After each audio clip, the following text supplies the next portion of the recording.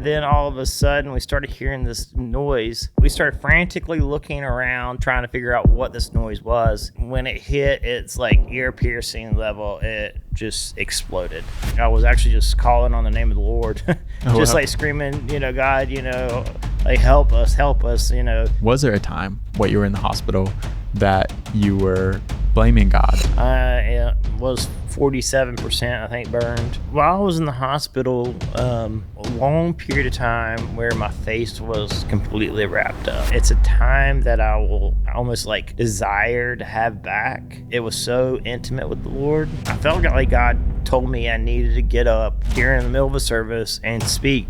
Out of nowhere, Scott said from the stage, "There's somebody in here that needs to say something." And how did Charles Myers meet God?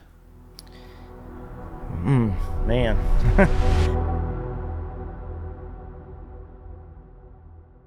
Hey, welcome back to another episode of the One King Podcast. I'm your host, Kai Snyder, and today I have the pleasure of sitting down with one of the hardest working people I know. He's my first boss. He's the manager of the coffee shop that is at my church, and he's a dad, a husband, and a child of God. So right. Please welcome Charles Myers to the podcast. Thank you for having me today, Kai. Really appreciate it. Yeah. So I just want to, let's just jump into it because there's a lot of people that may not be familiar with who you are. Right. Back in August, you were on the coffee truck that we have, and you were sent out. You were one of the 4 that were sent out. Just kind of walk me through kind of what happened that day.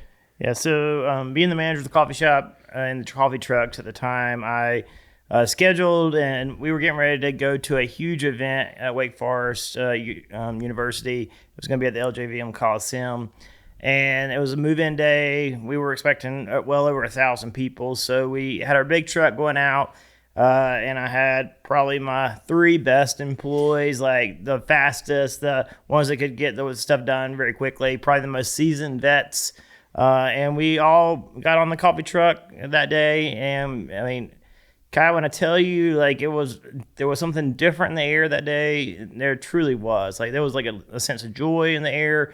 We had been doing the coffee trucks for a little over 2 years at the time, and we kind of got in this mundane thing where you do the same thing over and over again, and you go and you set up and you serve, and then you come back, and it kind of got mundane. But like, it was a little bit different that day since there was 4 of us going, and we knew we were going to be serving, 1,000 people or so, and we just were ready to, have a great day. We got there, the sun was shining, it was a little crisp in the air, and we got all set up, and we were kind of standing on the truck. We were laughing and cutting up a little bit, and then all of a sudden we started hearing this noise, and it started off kind of low. And it grew and grew and grew. And as it grew, we started frantically looking around, trying to figure out what this noise was. And when it hit, it's like ear-piercing level. It just exploded. And we went flying to the ground. At the time, we didn't really know where everybody was, but ended up being Crystal in the front, myself, and then Joe.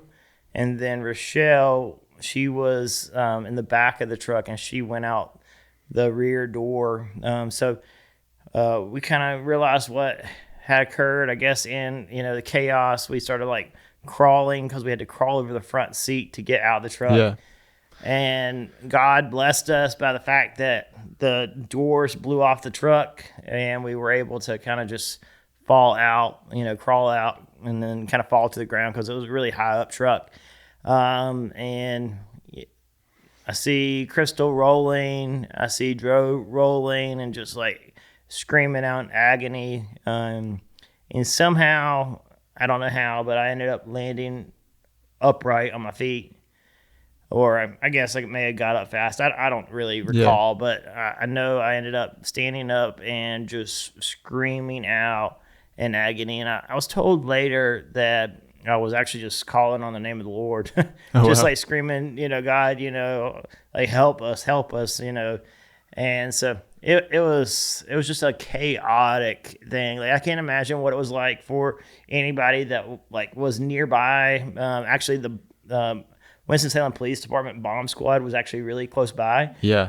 And then we had some, people that was organizing the event that day. They had actually, most of them had found themselves inside the Coliseum.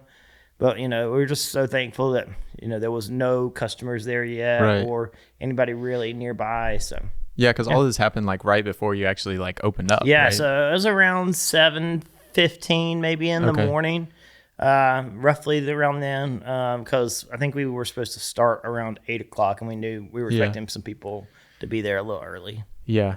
I mean, yeah. And the whole thing is just like front to back a miracle, that all of you are still here, especially in the conditions that you are in. Yeah, so the story could be a lot different. Luckily, we had the serving windows Yeah. open, and if the doors wouldn't have blown off and the windshield wouldn't have blown out, they said it could have been a much different turnout for Wow. the four of us. And we were told over and over again, in reality, all four of us shouldn't have survived. Yeah. So, Wow. Well, thankfully that wasn't the story. yeah, So, yep. God had a purpose for it. Yeah. And that was one thing that in the hospital, that in my state of pain and agony, that I told God, I was like, Lord, I don't know why this happened. Mhm. I don't understand. Like, I feel like you go to that. I feel like I'm a good person. I feel like I'm a pretty good dad, pretty good husband. Obviously I have things I can work on, but like, why did this have to happen? And I will never really know. But I told the Lord that I don't know what happened, but I know I'm gonna try to use it for good. And he's bringing things to fruition. Just like being talking to you today. Yeah. Some people hopefully will see this and take something away from it. Yeah, absolutely. So where were you at kind of in that season, maybe even prior to the accident? Like where were you at in your walk with God? Did you feel like you were kind of on top of it? Did you feel like it was in a mundane kind of state? Like, yeah, so it's tough. I feel like I was in a pretty good place. Yeah.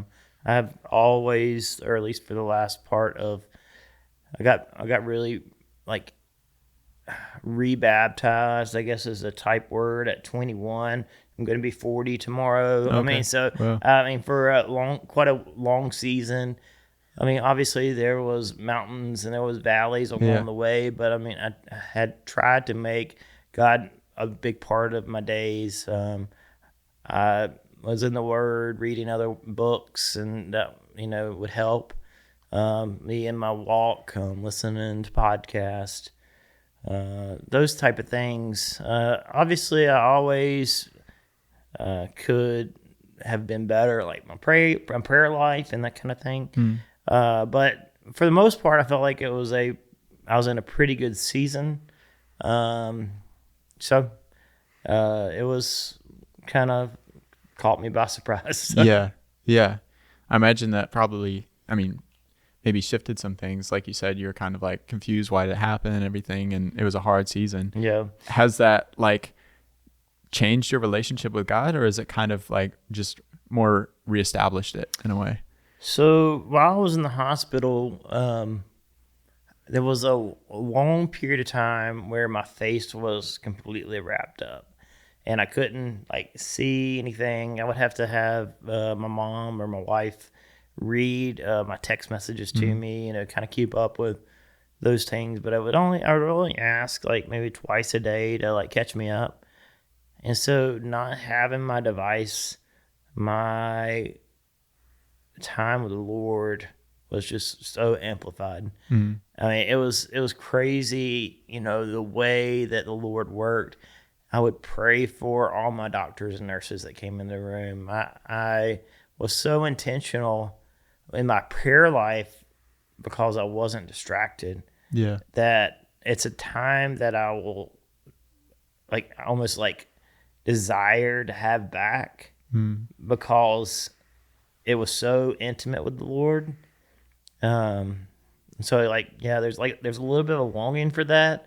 But there's so much noise that we, have around us all the time, Right. from jobs to, kids to wife, a spouse, to, all the different things, but obviously we become very distracted by, the very small little device that's in our pocket. Yeah. Yeah. Yeah. I could tell. I went to visit you one time, and you know, I could tell kind of a difference, at least in the way that you were talking to me. I know we've had conversations in the past, Yeah. and like, we haven't really sat down and had one-on-one talks. It's not like a regular thing. But at that time I went and saw you, and you just like encouraged me like so much. And I do think back to that actually kind of frequently, which is kind of weird. Like, you poured into me in a way that you said you were proud of me, and different things and those kind of things just kind of stuck with me, because it's kind of in my mind, I'm like, like Charles is proud of me. Like, it just seems almost like unrelated. But I've seen you grow from I think you were like 16 when you started in the coffee shop, maybe a little older. I think so, yeah. And then now you're, young man engaged to be married to your beautiful fiance, and you're thriving in your business. So like I saw Kai that was kind of meek and, didn't say a whole lot. I mean, he was good at what I asked him to do, but I saw you grow in boldness and just the way you were able to communicate with people. So I am proud of you. I'm proud of the man you're becoming.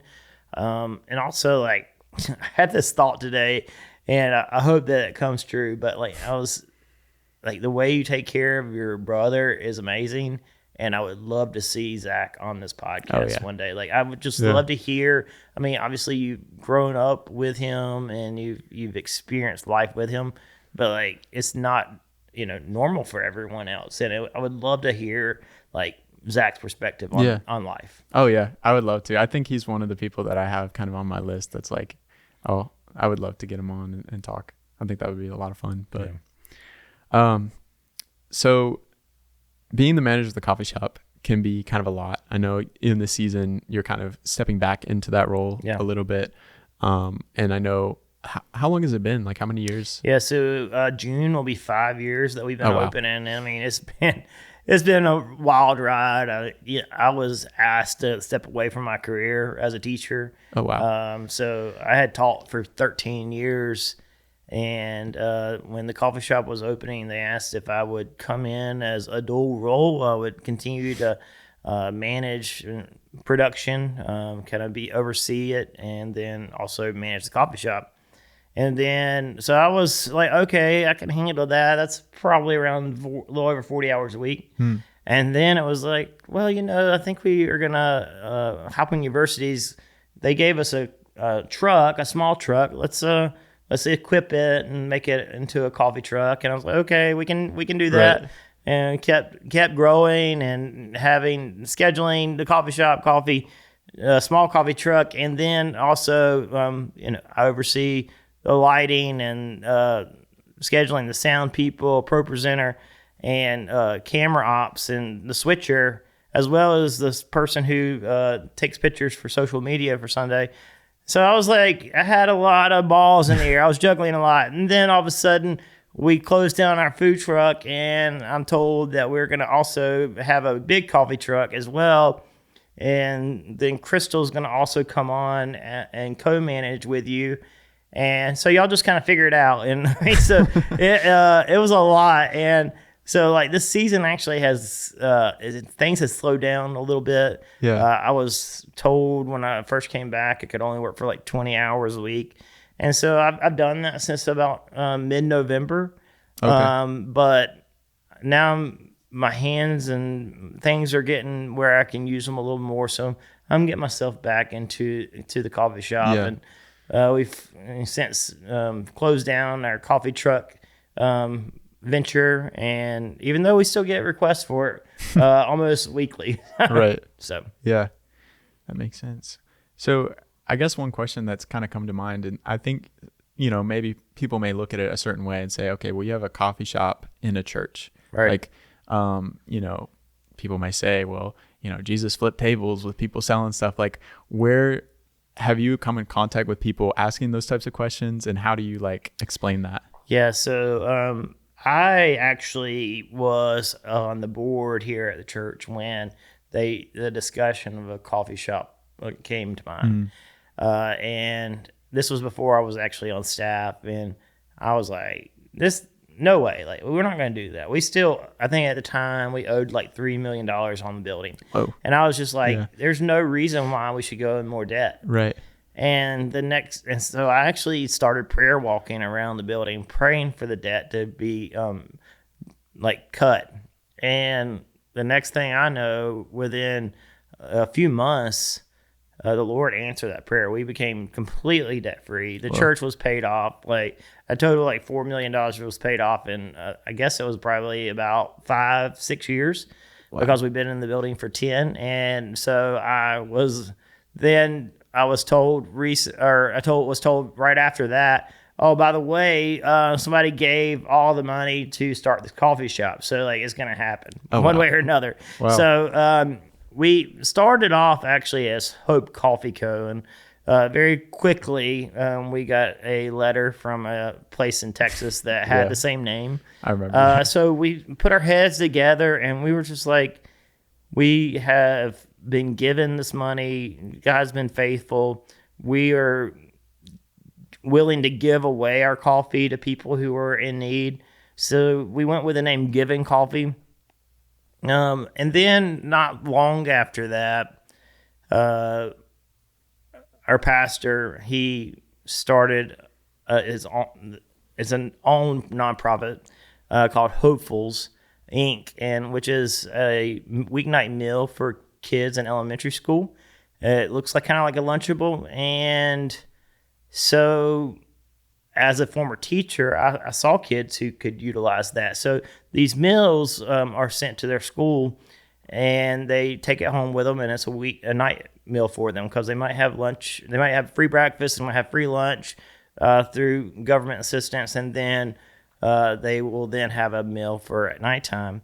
And we were like, well, what can we do? So we are partial giving money to that. So all of our net profits go to Hopefuls, and obviously they have some outside giving as well. But I like to think, as we are the moving billboard for Hopefuls, we on each one of our cups, it says your coffee matters too, and it has a kid's name on it, and that kid actually is receiving a meal each night. So when you actually come and buy coffee, money doesn't go to Hope City.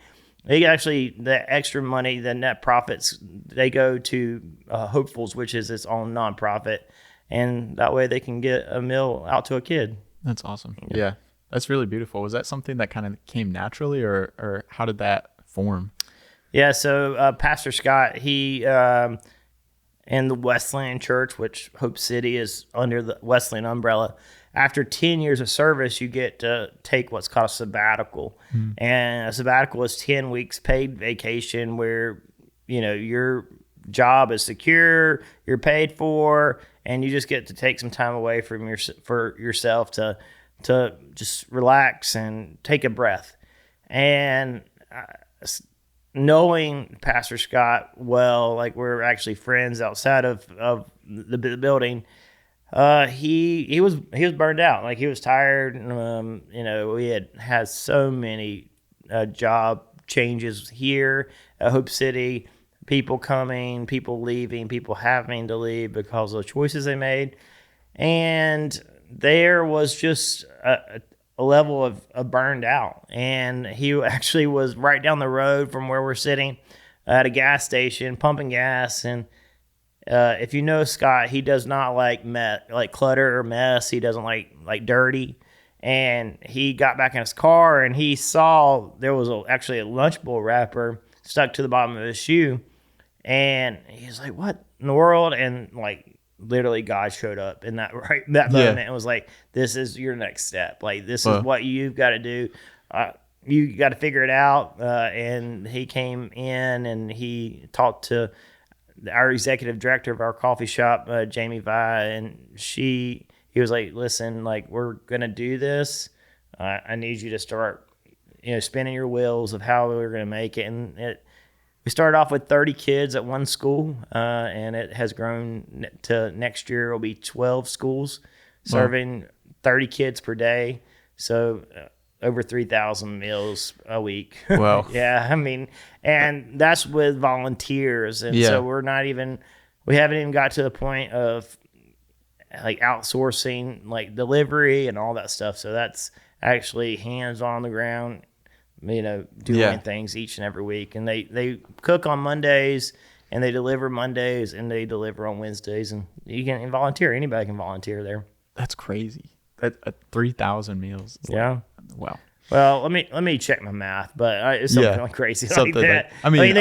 We just crossed 100,000 meals given away. And the organization has only been in existence for 3 years. So I mean, it's moving quick. That number continues to grow very fast. Yeah, that's amazing, and it's all supported like through donation, basically. Yeah, so it's all donation based.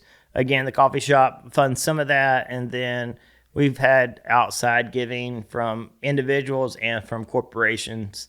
I know like Coca-Cola, they gave some, and it's a non-religious 501c3, so that some businesses will give to it. Oh, well. Yeah, that makes sense. That makes a lot of sense. So I kind of want to pivot a little bit. Okay. Kind of get back to you. Yeah. So I know you are incredibly disciplined. You're like on top of stuff. I know, you wake up at like 4 a.m. every day, and sometimes earlier, get to working out and your time with God and everything else. Were you always like that, or what kind of like spurred on that discipline? Yeah. So no, I wasn't. I actually realized how undisciplined I was. I realized that I wasn't able to do things effectively, and so there's some people out there, some talking heads, if you will, that have done some of the things, and I've read their books, I've listened to them, I've listened to podcasts by them, and like their level of discipline made me like start thinking that I needed to incorporate some of those things in my own life. Jocko Willink, he's one of the people I'm talking about. One of his catchphrases is discipline equals freedom. I shared a message here at Hope City a couple years ago about that, and I took that thought and I really started to marinate, if you will, in my life. And I just felt like the more disciplined I could be, the easier my life possibly could go. I might have actually more time on my hands. And so like getting up early, working out, I also didn't want to take away. I have 2 little girls. I have an 8-year-old and a 5-year-old. I didn't want to take away time from them in the evenings. Mm-hmm. So I was like, well, where can I find this time to do the things that I want to do? And so the only thing I could think of was to go to bed when they go to bed, and then to wake up really early so that I'm not missing that time with them while they're awake. Yeah.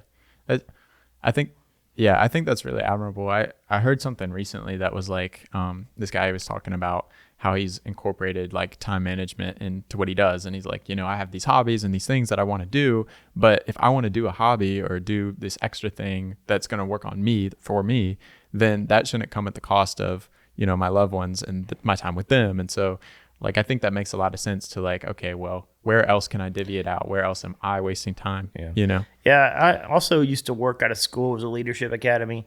And the principal there is Kevin Wheat. Every day we would meet for what was called rally, and he would bring a leadership lesson. And one of the leadership lessons that really resonated with me was consistency plus time equals desired results.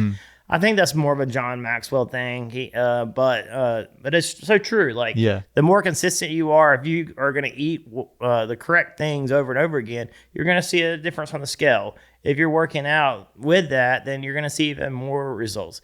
Same with your relationship with Jesus. The more consistent you are in your prayer life and reading your Bible, you're going to not only become more knowledgeable, but you're going to fall more and more in love with him. Yeah. Yeah.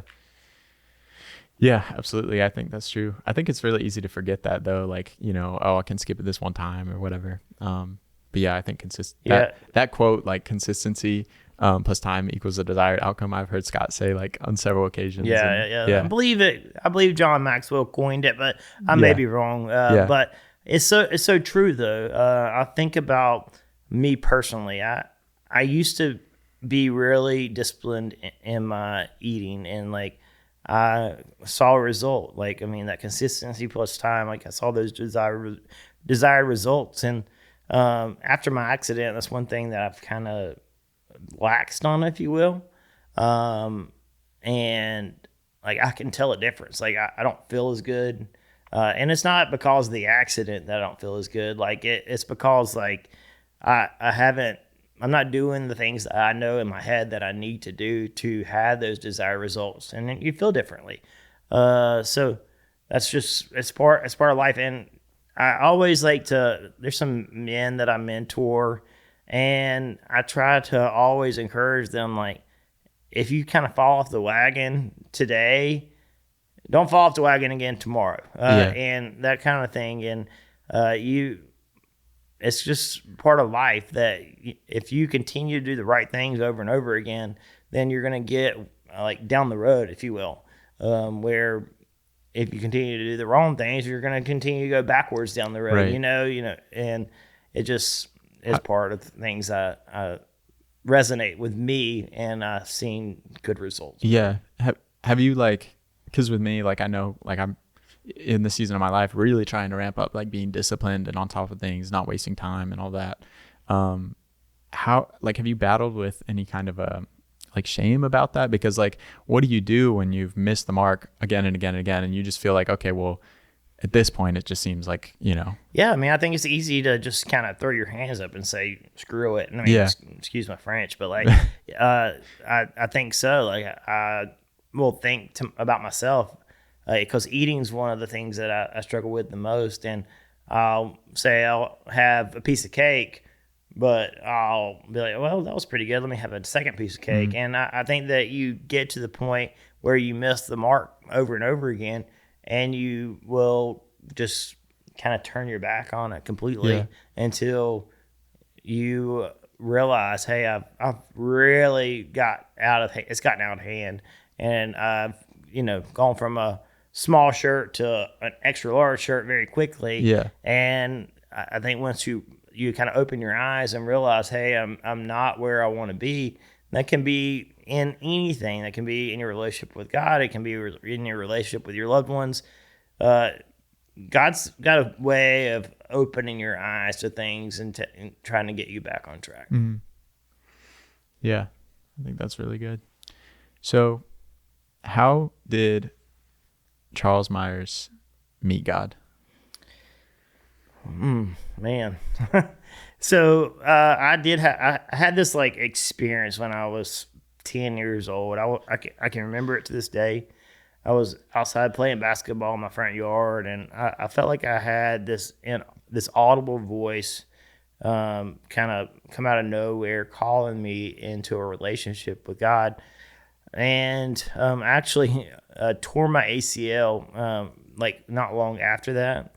And so the pastor came to my house and we talked, and I kind of put off getting baptized a little while because I was in like a cast because I was too young to have surgery on my knee. And so then I was on crutches, so we just kind of put it off a little bit. Yeah. And finally I did get baptized. Went through middle school, high school, kind of always claimed to be a Christian. And, I even talked bad about the other people who claimed to be Christians when they were out partying on the weekends. Right. And then when I was probably around the age of 20, the youth pastor at this church I was going to, he just randomly came up and started talking to me. And this guy didn't look like the church I went to. He didn't have the shirt and tie on. He was there in rainbow sandals and jeans and just not what I was accustomed to. Yeah.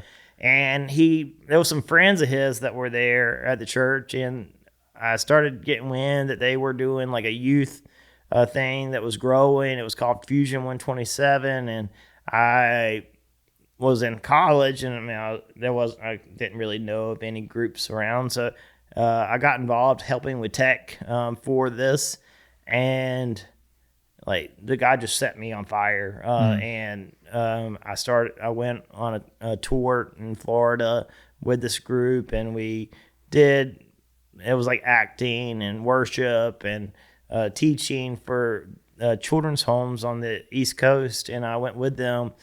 And I remember we were in Lakeland, Florida. I think it was Lakeland, St. Petersburg, excuse me. And I remember at midnight asking our leader, Scott Reed, if he would take me out into the ocean and baptize me. And so I was baptized in the ocean I think I was 21 at the time, and I haven't turned back since then. I haven't looked back.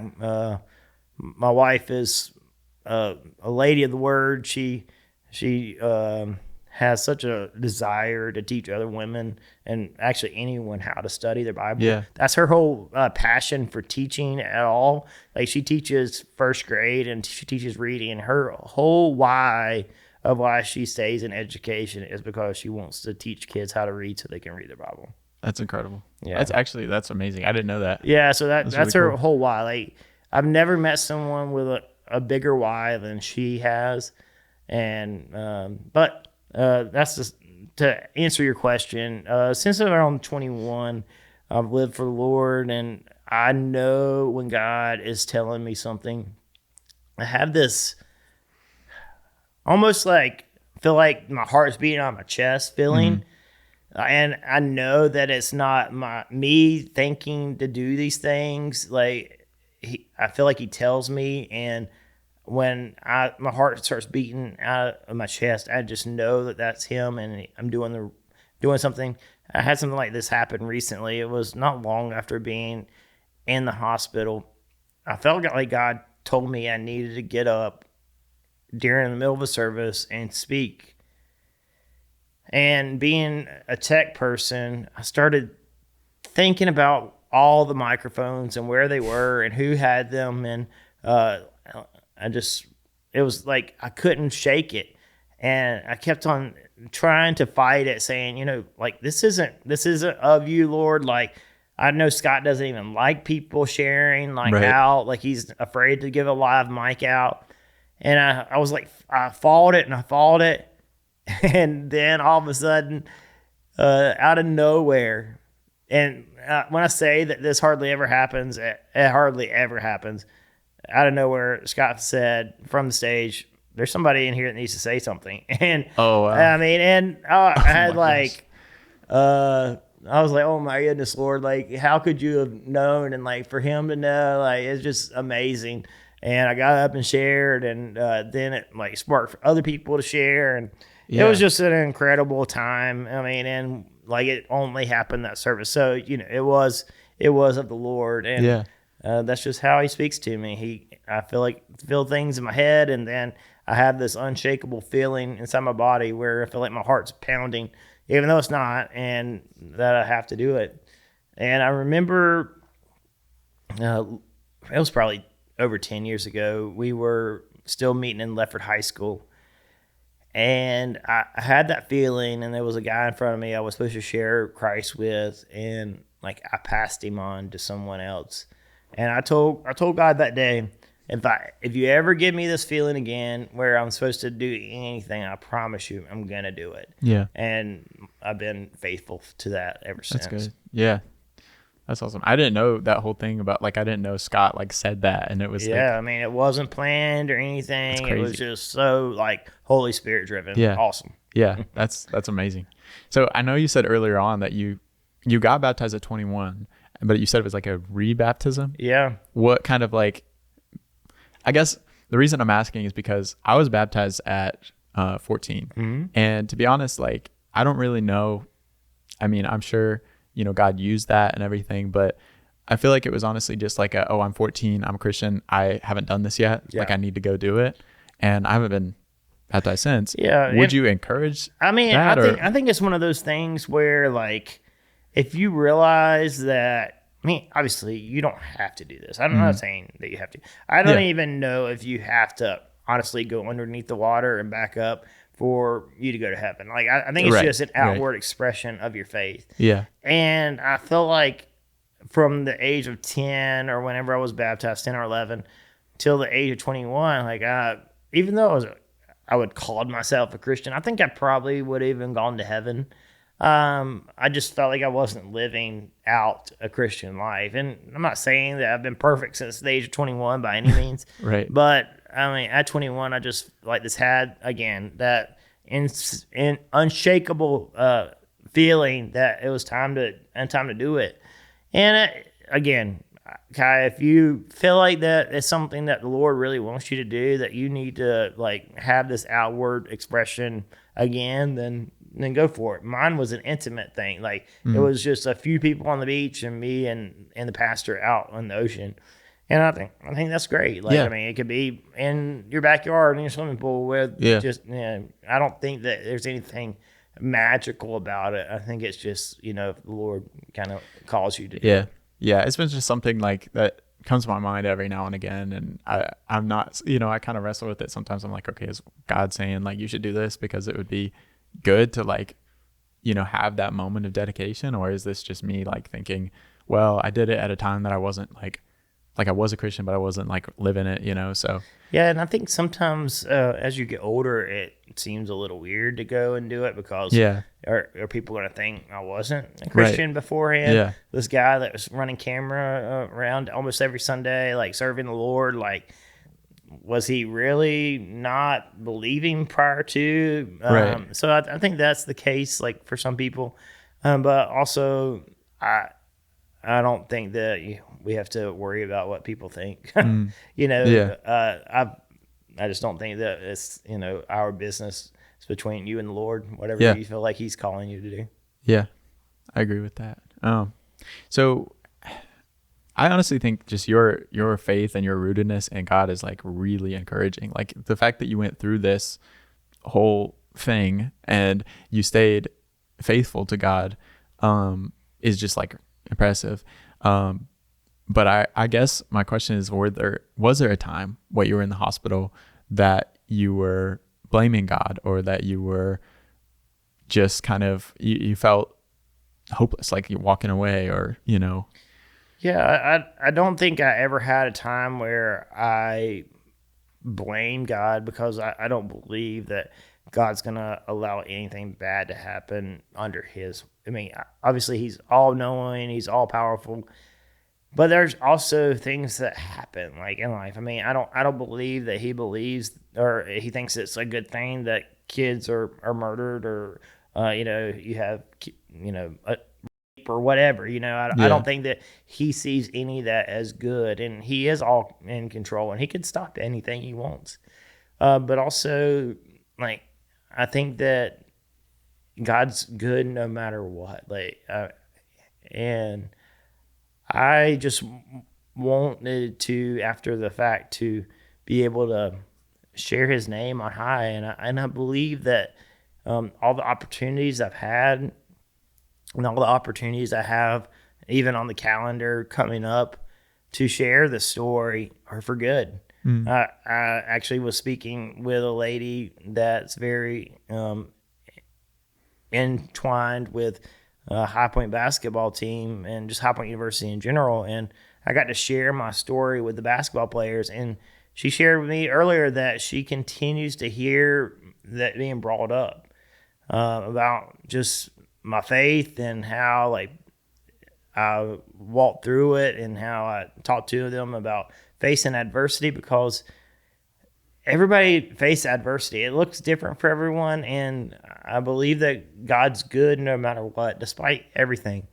I think one of the hardest things that like anybody could ever face would be losing a child.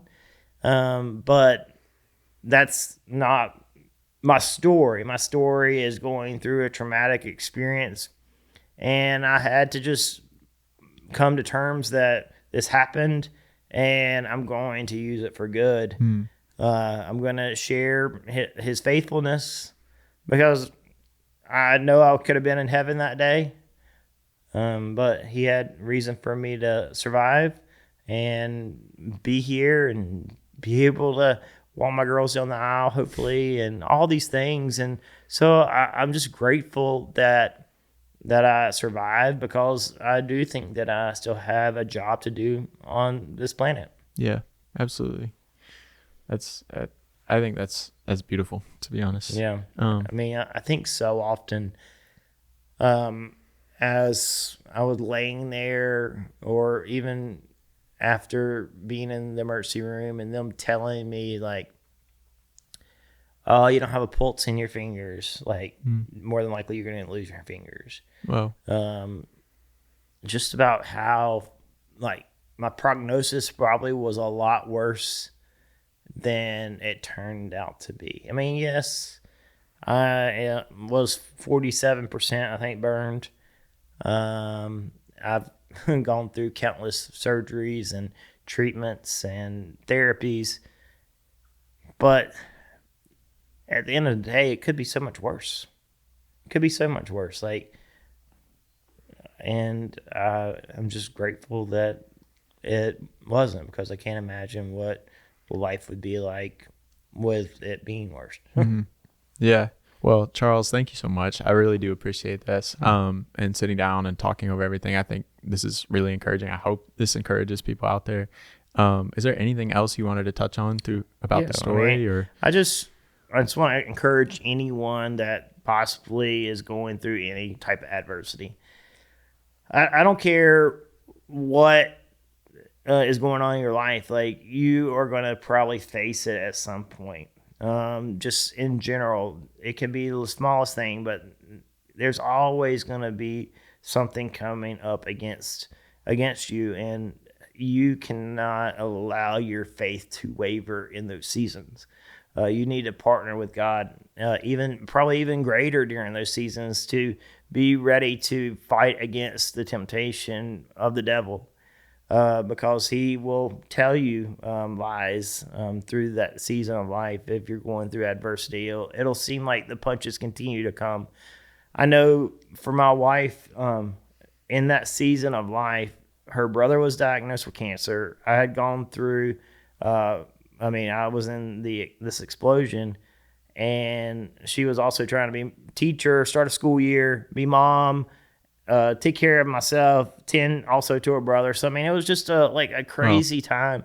And so, and I saw faith in her through it all. And it was just quite an experience to see that she literally is the Proverbs 31. I think that's the thing. Yeah. But that's what I experienced. And so, I want to encourage anybody that's facing any kind of adversity to not lose hope. Don't lose faith. God is going to see you through it, and you're going to be stronger when you come out the other side. Awesome. Thank you. Yeah, man. Yeah. Man, Amanda's a rock star. That's crazy. Yeah. That's she's the one that needs to be sitting down here, not me. So, because she could tell you quite a different experience. Yeah. So, yeah. That's cool. Well, I typically pray out the episodes. Would you mind praying for us? Yeah, of course. Father, I just come to you now, Lord. I pray for Kai and his podcast, Lord. I pray that it continues to grow. I continue to pray that for him and Faith, Lord, his fiance, to as they prepare to get married, Lord, in the next few months, Lord, I just pray blessings over them. I pray that they are looking for a marriage and not just for a wedding, Lord. I pray that through the hard times and the easy times that you just give both of them the faith that they need. Lord, I pray for anyone that's hearing my voice, that as they're going through anything difficult, that they don't lose faith and don't lose hope, because you're going to see them through and they're going to be stronger because of it. We love you. In Jesus' name we pray. Amen. Amen. Thank you. Of course. Thanks.